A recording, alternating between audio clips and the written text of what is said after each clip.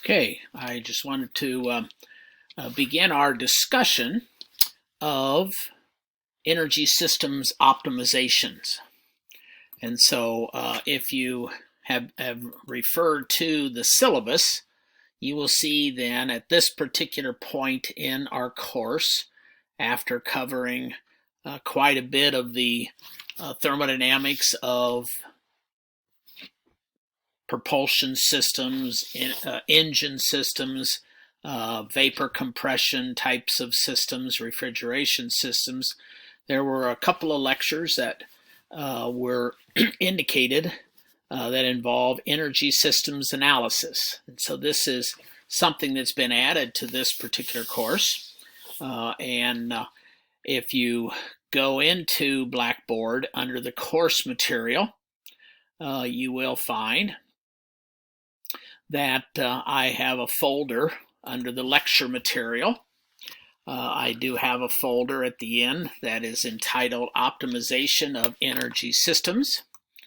And in that folder are some PowerPoint presentations wherein we were going to be looking at different methodologies for optimizing systems, and these systems primarily will be thermomechanical type of systems involving fluid dynamics, involving thermodynamics, involving heat transfer, and the like, and various techniques that can be employed to obtain optimized systems.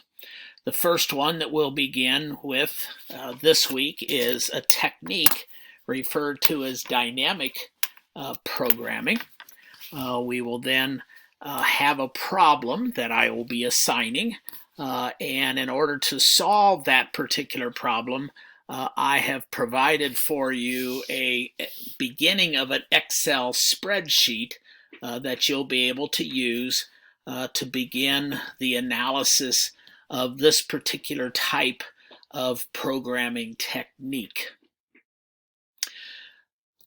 Many times in thermal systems, you have equations that allow you to obtain outputs, and by manipulating the equations under certain constraints, you will be able to determine the optimized output.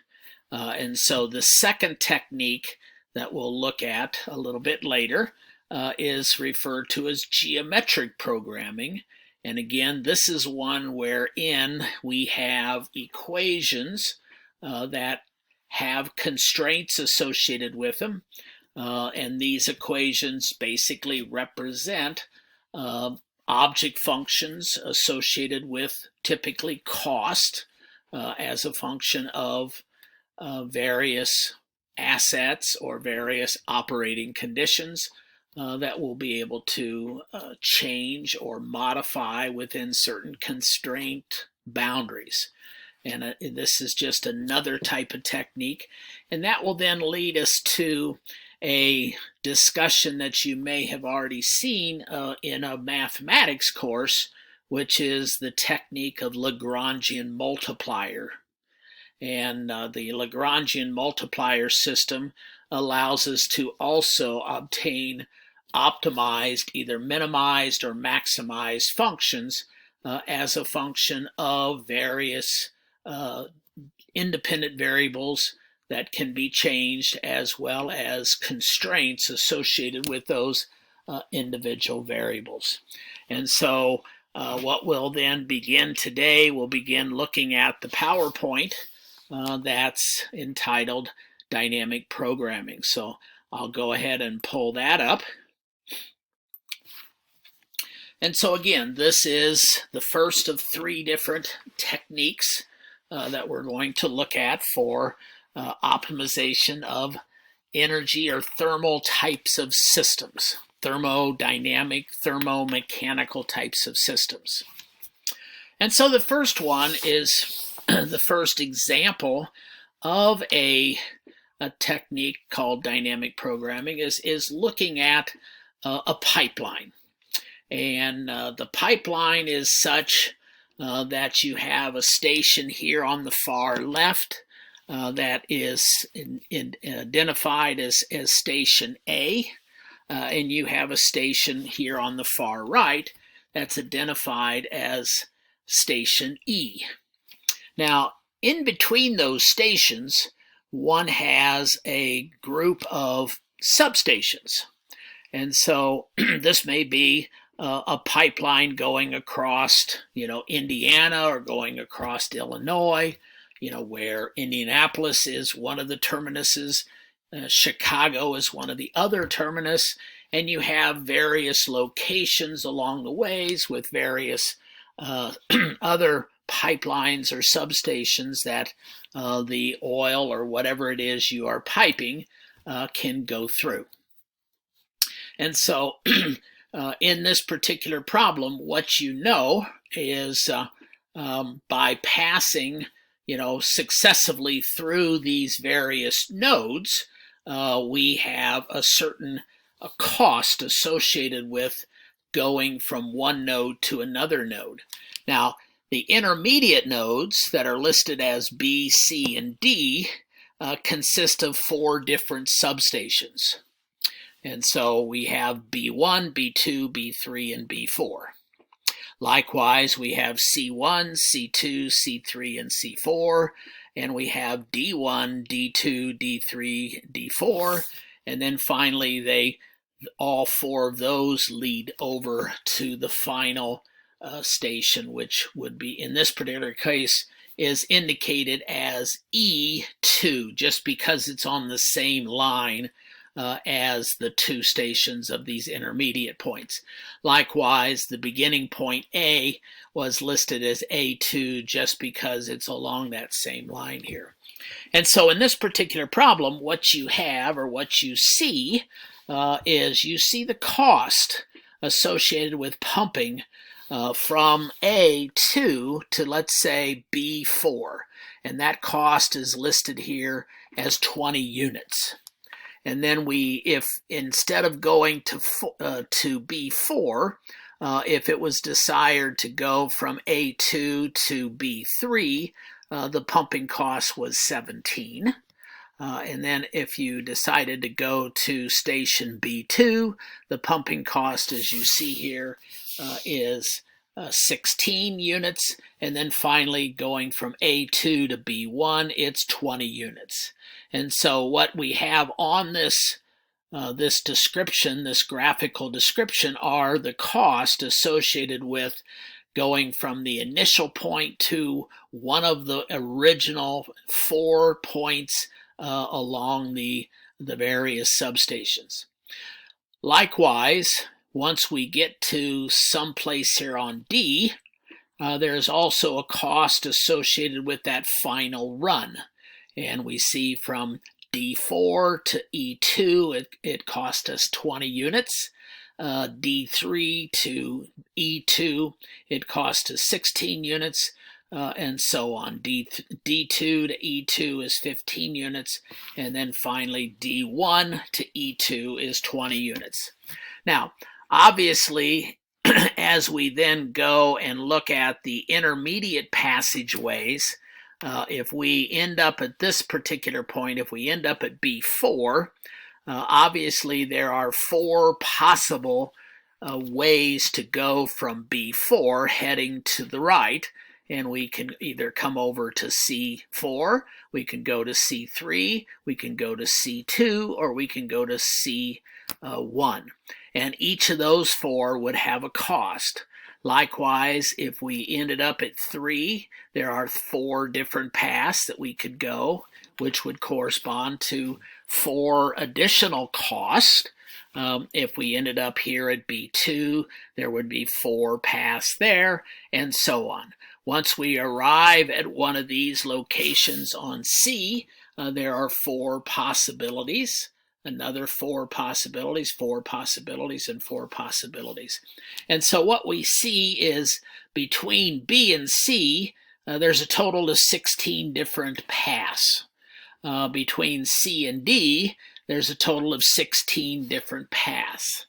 And then And so really to go from one level at B over to one level at D, you can see the multiple paths that could be taken. Likewise, we only have 4 separate paths starting from A going into a B, and then once we arrive at D, we only have really one path that can get us to E. So there's a number of combinations. And so one could look at this and one could then say, well, show me what the data is for the intermediate paths. And so this is, in this table, we see the cost to go from one of the B's to one of the C's. And so to go from B1, so this right here is B1, this is C1. It cost us 12. So this is the 16 cost associated with going from a given B to a given C. It also is the cost going from a given C to a given D. And so those are the other 16 costs. And so if we came back to here, we could say, well, all we really have to do is just enumerate or calculate all of the possible combinations and find out which one provides the minimum cost. And again, that's really all that we have to do. Okay, but it turns out that what this programming technique allows us to do is not to look at every given combination, every given path, but systematically go through the system and study it in a little bit more systematic approach. And so what we then see is this is, again, the cost, that final cost going from a D to E. And so that's this grouping right here. Again, we also have this grouping here going from A to a given B. And so the technique associated with this process is to say, okay, once to go backwards, and so start at E and go backwards to D. And so this particular table shows that if you end up at D1, there's only one way to get to E, and that is the optimum way. It is 20 units. Again, if we end up at D2, there's only one path to get to E, and that is going to cost us 15. So as you can see, these particular lines are the optimum ways to get to E once we get to a particular D. But when we start now looking at C, let's say that we backed up to the middle group of substations. Let's say if we were at C4 and we went from C4 to D4. Well, the equation that we had before, the table that we had before from C4 to D4 was equal to 12. And once we then got to D4, there's only one way to get to E, and that is worth 20 points. And so from going from C4 to D4, you see that it takes us a total of 32 units. We can say, well, if we're at C4 and we wanted to go through D3 instead of D4, it would cost us 15. And then once we're at D3, it's going to cost us 16 to get to E. And so the total for that path is 31. If we go from C4 to D2, we see that it cost us 24. And then once we're at D2, it's going to cost us 15 to get to E. And that total is 39.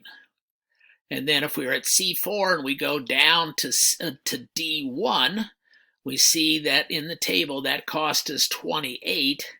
And then once we're at D1, it's going to cost us 20 for a total of 48. And so if you happen to land on C4, By looking through these 4 different combinations, one then can determine that if you arrive at C4, there's only one path that you should go from that point. And that point, that particular path, is the path through D3 because it has the optimum amount. And so you would not even want to consider the other 3 because they are less than optimum. And so we could do the same thing for C3. We could say, let's assume that we start at C3, and now let's go through D4, D3, D2, D1, and then over to E. And in that particular case, it really doesn't matter if we go through D3 or D2 because we see that those are optimums. And so if we happen to arrive at C3, there's really only one, in this case, 2 paths to go that is optimized. We wouldn't want to go or analyze D4 and D2. And then we can again do the same thing at C2 to get to E. We see that the path, the optimum path, is through D2, whereas the other paths are cost more. And then finally, if we are at C1, we see, as going through the 4 different conditions, we see that the optimum way from C1 is D2. And so now that we've established that, if we come back here, what that's telling us is that once we arrive at one of these spots, okay, in the middle, there's only one path that you take from that point on, and that is the optimum path. The optimum path is different depending on which one we arrive at, but you don't want to consider all of the other conditions. And so now we're ready to jump over here to B. And so now that we have figured that out, we assume, what if we end up at B4? What if we've moved over to the left and we're at the first set of substations, and that substation can either go through one of these 4. Well, if it goes through the C4, we know it cost us something, and that's what this first line is. It's worth 12. But then once we are at C4, we don't have to go through all of the other possibilities because we know we've already established the optimum from C to E through D, and that's 31. And so this, once we arrive at this particular point, we have only one or only one, possibly 2 paths to go that are optimum. And so that's why this particular column is already preordained. And so we go through the same process. And so if we end up at B4, we recognize that the way to go is through C4, and then whatever we determined before from C4, whatever the best path was through D, and finally have an optimum of 43. B3, we do the same thing. We figure out, first of all, from 3 to 4, we have a cost. But then once we get to C4, we have already established from our previous analysis one path to go, which was optimum. And that path then, as you can see, then gives rise to an additional amount. And then as we go through, we see that there is an optimum there. And so we do the same thing for B2, and we do the same thing for B1. And so now what this tells us is that if we, look at these 4 nodes right here, once we jump to that node, we know precisely the path to go that's optimum without having to go through the 16 combinations, or in this case, from each of these points, we would have 4, and then each of those points would be 4, And so that would be, 16 different ways to get there. We know the one and only way that's necessary. So once we've established then the optimum path from B to E, we then add to it the 20, 17, 16, and 20 to find the optimum path. And so we go from here, because these were the 4 optimums, and now we have a final table, and that is from A2 to the B row was through these is given. Okay, 20, 17, 16, and 20. And then from that last set of information, we established from B to E, we found the optimum route, and we add those two together. And after doing that, we then find that of the 4 possibilities, the 4 possibilities of going from E to B, once we've established then the optimum possibilities from B to E, we then determine that the optimum path would cost us 61 units, and it would be going from A2 to B2. And then once we got to B2, we would go back and we say from B2, we would want to then go through C1, and then from C1, we would want to go through D2. And so that then tells us for this particular grid with those particular costs, the optimum way to get from A2 to E2. Now, in this particular case, it may seem like, well, that's a whole,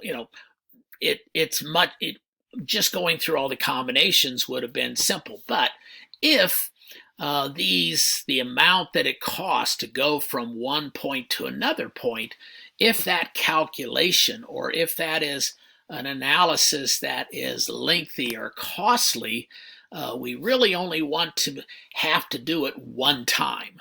And so as we do it one time for the various paths, as we work our way up toward A, we can then minimize the amount of time that we have to do or the amount of calculations that we would have to perform. And so this shows us an example of this technique, this geometric programming technique involved. Okay, so next time I'll pull up and we'll look at another example.